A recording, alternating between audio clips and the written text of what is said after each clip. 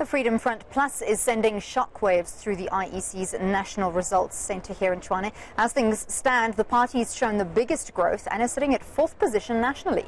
The resurgence has come at a cost, however, for the DA, as it appears some of the party's core supporters have jumped ship. Samkele Maseko filed this report. The Freedom Front Plus soaring support comes at the expense of the DA. It's speculated that white conservatives have opted out of Mmusi Maimane's ship, joining Peter Groenewold's movement, which is largely perceived as right-wing and conservatives. The FF Plus Water Whistles says his party's message has been received well by the electorate. I think it's difficult to say. There's various parties which might have shared votes to us. Democratic Alliance, definitely. We picked it up throughout the campaign that people came to us and said to us, we are going to vote for you this time. We previously voted for the DA.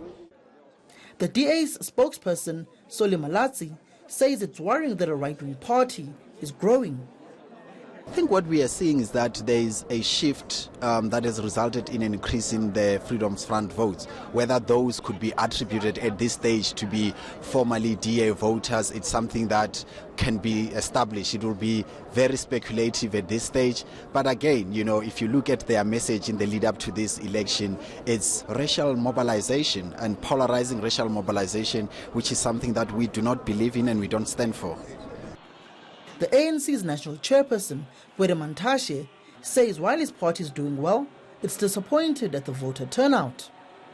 It's not so good. 63.3 is not so good for South African standard, but it's good in the national standard.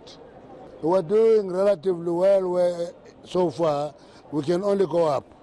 I'm not hoping for any person. I'm hoping for a win that is resounding. I'm hoping for a win that is good enough for us to govern.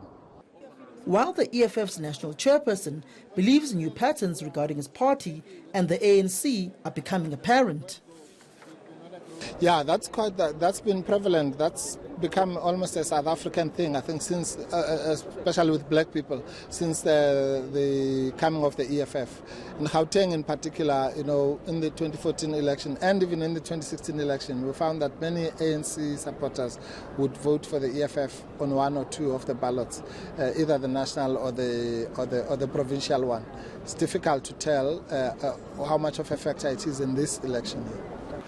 But there's still much more counting that needs to be done, and the percentages could certainly still change. Samkele Maseko, Pretoria.